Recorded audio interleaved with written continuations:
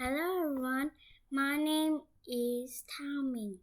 I am 8 years old. I study in Nonghu Primary School and I live in Nonghe City.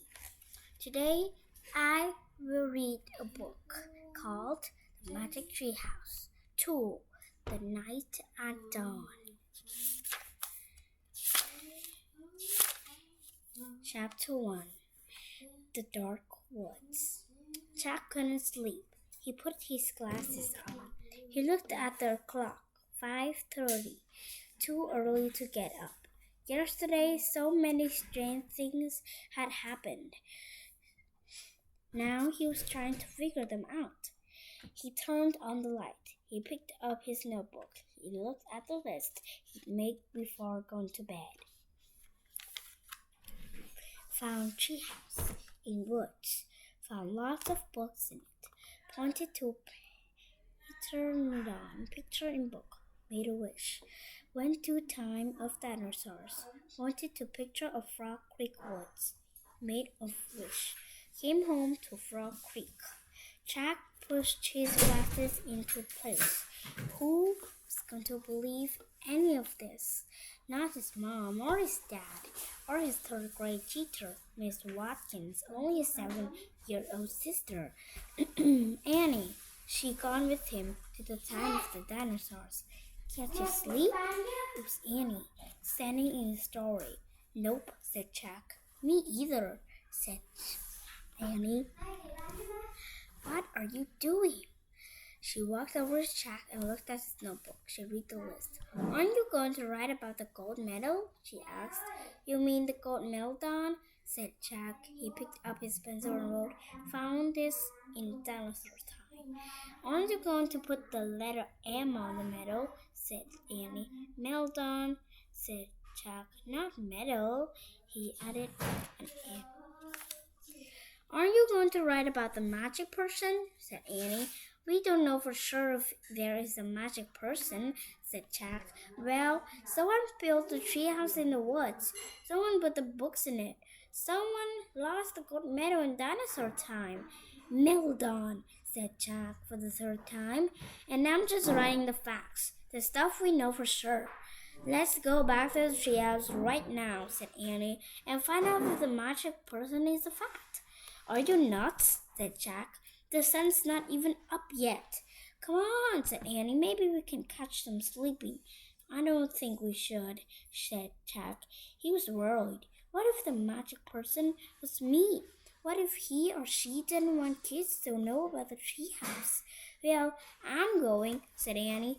Jack looked out of his window at the dark gray sky.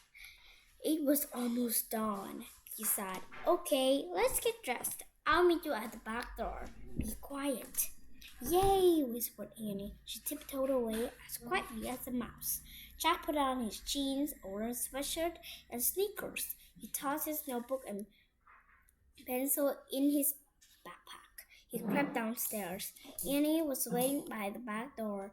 She shined a flashlight in Jack's face. Ta-da! A magic wand, she said. Shh, don't wake up Mom and Dad, whispered Jack, and turn that flashlight off. We don't want anyone to see us. Annie nodded and turned it off. Then she clipped it into a belt. They slipped out the door into the cool morning air. Crickets were chirping. The dog next door barked. Quiet, Henry, whispered Annie. Henry stopped barking. Animals always seemed to do what Annie said. Let's run, said Jack. They dashed across the dark, wet lawn and didn't stop until they reached the woods. We need the flashlight now, said Jack. Annie took it off her belt and switched it on. Step by step, she and Jack walked between the trees. Jack held his breath.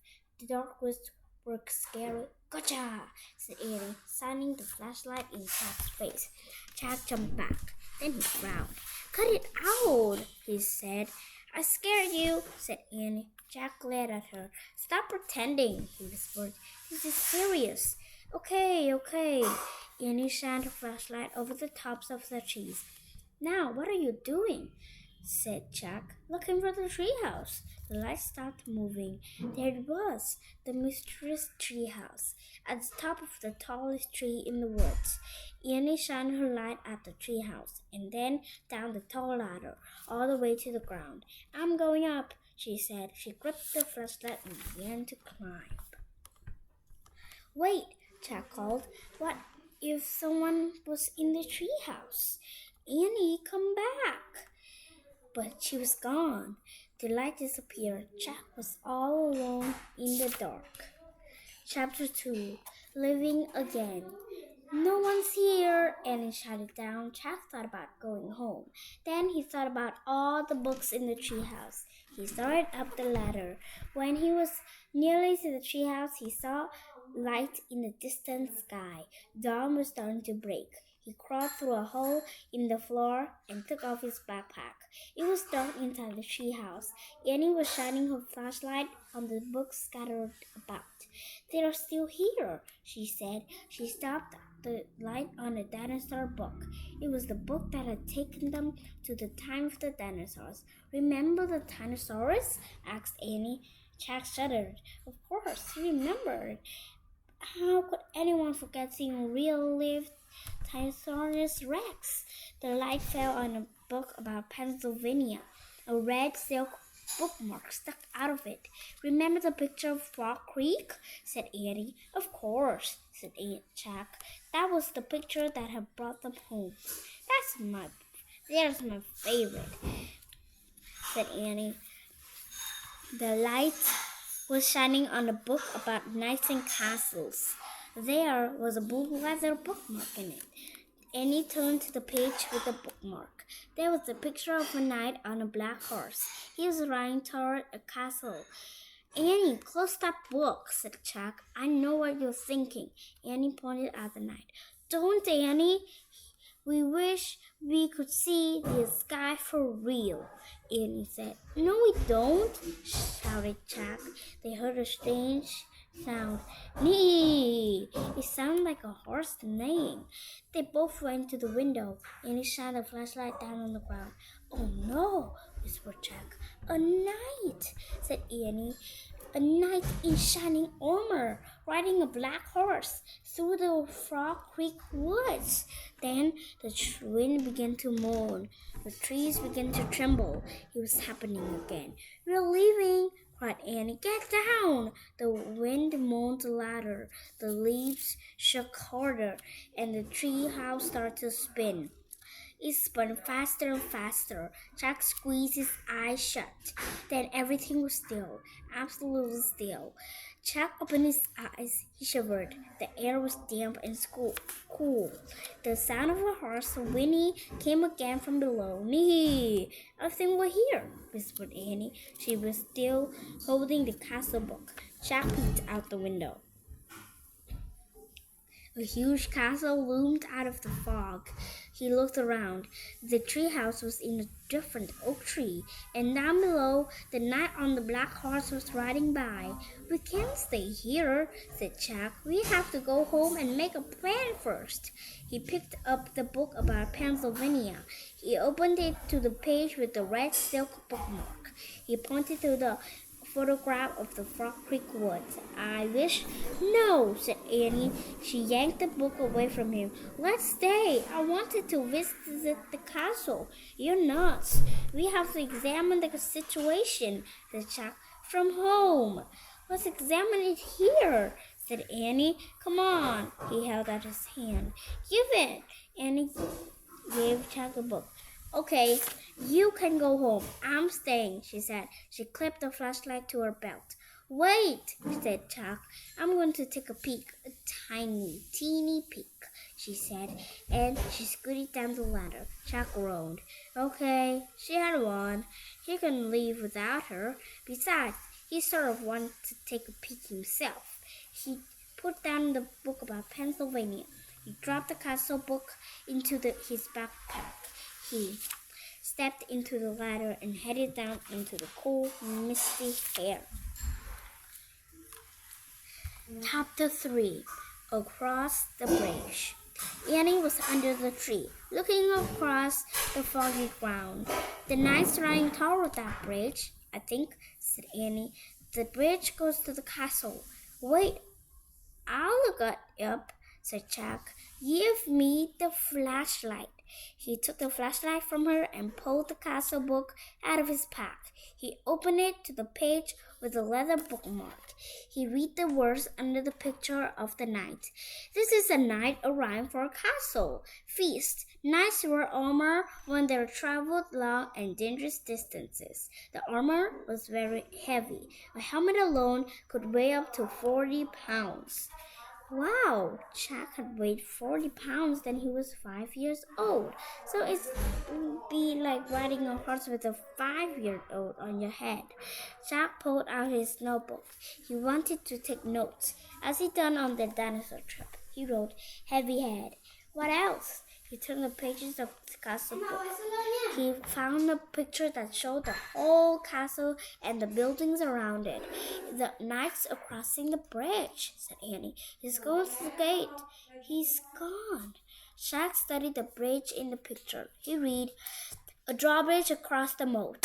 The moat was filled with water to help protect the castle from enemies. Some people believe crocodiles were kept in the moat. Jack wrote in his notebook, crocodiles in moat? Look, said Annie, peering through the mist. A windmill, right over there. Yeah, there's a windmill in here too, said Jack, pointing at the picture. Look at the real one, Jack, said Annie, not the one in the book. A piercing shriek split the air. Yikes, said Annie. It sounded like it came from that little house over there. She pointed through the fog. There's a little house here, said Jack, studying the picture. He turned the page and read. The hawk house was in the inner ward of the castle.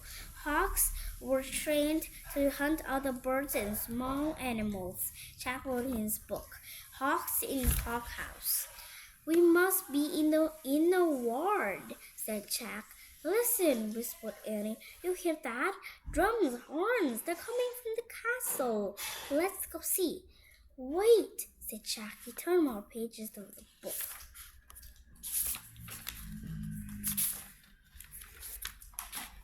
I want to see what's really going on, Jack. Not what's in the book, said Annie. But look at this, said Jack. He pointed to a picture of a big party. Men were standing by the door playing drums and horns. He read, fanfares were played to announce different dishes in a feast. Feasts were held in the great hall. You can look at the book. I'm going to the real feast, said Annie. Wait, said Jack, studying the picture. It showed boys his age carrying trays of food, whole pigs, pies, peacocks with all their feathers. Peacocks? Jack wrote, they eat peacocks? He held up the book to show Annie. Look, I think they eat. Where was she? Gone again. Jack looked through the fog. He heard the real drums and the real horns. He saw the real hawk house, the real windmill, the real moat. He saw Annie dashing across the real drawbridge. Then she vanished through the gate leading to the castle. Chapter 4. Into the castle. I'm going to kill her, muttered Jack. He threw his stuff into his pack and moved through the drawbridge. He hoped no one could see him. It was getting darker. It must be night.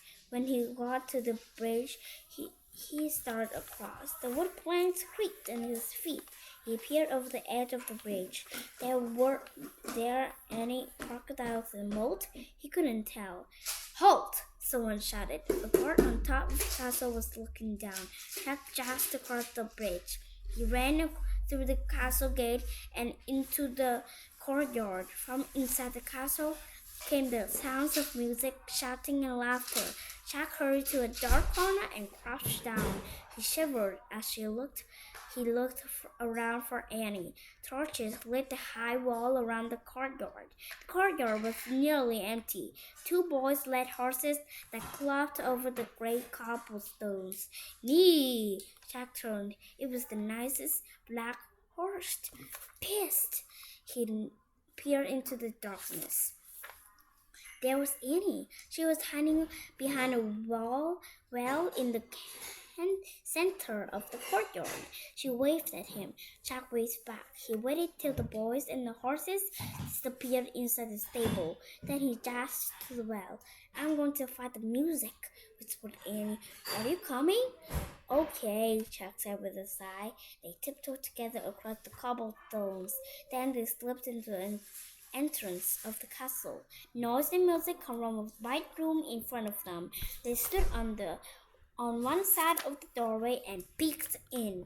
The feast in the great wall, whispered Jack. He held his breath as he stared in awe. A giant fireplace blazed at one end of the noisy room. Antlers and rugs hung on the stone walls. Flowers covered the floor. Boys in short dresses carried huge trays of food. Dogs were fighting over bones under the tables. People in bright clothes and funny hats strode among the crowd. Some played funny-shaped guitars. Some tossed balls in the air. Some balanced swords on their hands. Men and women dressed in capes and furs sat on at long, crowded wooden tables.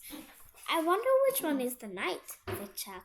I don't know, whispered Annie, but they're eating with their fingers.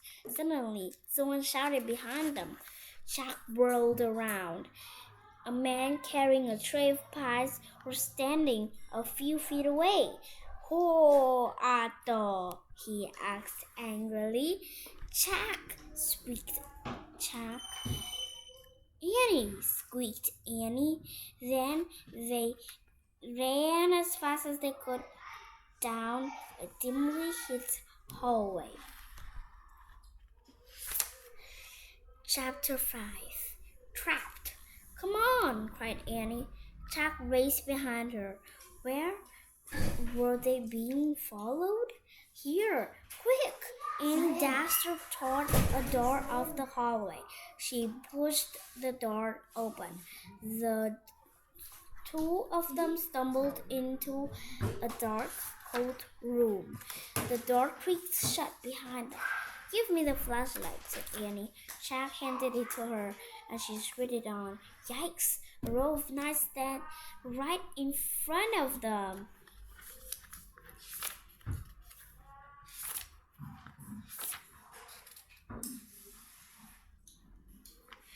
Annie flicked off the light. Silence. They aren't moving, Jack whispered. Annie turned the light back on. They're just suits, Jack said. Without heads, said Annie. Let me have a flashlight a second, said Jack, so I can look in the book. Annie handed him the flashlight. He pulled out the castle book. He flipped through the pages until he found what he was looking for. Jack put the book away. It's called the Armory, he said. It's where armor and weapons are stored. He shined a flashlight around the room. Oh man, whispered Jack.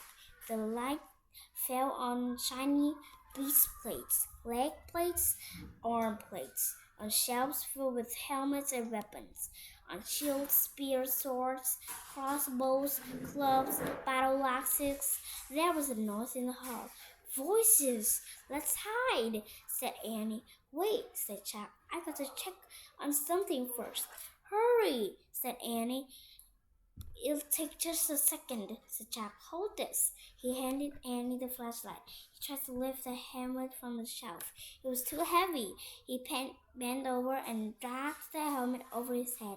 The visor slammed shut. Oh, forget it. It was worse than having a 5-year-old on your head. More like having a 10-year-old on your head. Not only could Jack not lift his head, he couldn't see anything either. Jack! Annie's voice sounded far away. The voices are getting closer. Turn off the flashlight. Jack's voice echoed through the metal clamber. He struggled to get the helmet off. Suddenly, he lost his balance and went crashing into other pieces of armor. The metal plates and weapons clattered to the floor. Jack lay on the dirt. He tried to get up, but his head was too heavy. He heard deep voices. Someone grabbed him by the arm. The next thing he knew, his helmet was yanked off. He was standing in the blazing light of a fiery torch. Chapter 6. Ta-da! In the torchlight, Jack saw 3 huge men standing over him. One with very squinty eyes held the torch. One with a very red face held Jack, and one with a very long mustache held on Annie. Annie was kicking, yelling. "Stop!" said the one with the very long mustache. "What the?" said the one with the red face. "Spies? Foreigners? Egyptians? Romans? Persians?" said the squinty-eyed one. "No, you dummies," said Annie. "Oh, brother," Jack muttered. "Arrest them," said Redface. "The dungeon," said Squinty Eyes. The guards marched Jack and Annie out of the armory. Jack looked back frantically. Where was his backpack? "Go," said the guard, giving him a push. Jack went. Down they marched, down the long, dark hallway. Squinty, Annie, Mustache, Jack, and Red. Down a narrow, winding staircase. Jack heard Annie shouting at the guards. "Dummies! Meanies! We didn't do anything!" The guards laughed. They didn't take her seriously at all. At the bottom of the stairs was a big iron door with a board across it. Squinty pushed the board off the door. Then he shoved at the door. It creaked open. Jack and Annie were pushed into a cold, clammy room. The fiery torch lit the dungeon. There were chains hanging from the filthy walls. Water dripped from the ceiling, making puddles on the foam floor. It was the creepiest place Jack had ever seen. "We'll keep them here till the feast is done, then turn them into the Duke," said Squinty. "He knows how to take care of the thieves." "There will be a hanging tomorrow," said Mustache. "If the rats don't get them first," said Red. They all laughed. Jack saw that Annie had his backpack. She was quietly unzipping it. "Come on, let's chain the 2 of them," said Squinty. The guards started toward them. Annie whipped her flashlight out of the pack. "Ta-da!" she yelled. The guards froze. They stared at the shining flashlight in her hand. Annie switched the light on. The guards gasped in fear. They jumped back against the wall. Squinty dropped the torch. It fell into a dirty puddle on the floor, spluttered, and went out. "My magic wand," Annie said, waving the flashlight. "Get down or I'll wipe you out." Jack's mouth dropped open. Annie fiercely pointed her light at one, then the other. Each howled and covered his face. "Down, all of you! Get down!" shouted Annie. One by one, the guards lay down on the wet floor. Jack couldn't believe it. "Come on," Annie said to him. "Let's go." Jack looked at the open doorway. He looked at the guards quaking on the ground. "Hurry," said Annie. In one leap, Jack followed her out of the terrible dungeon.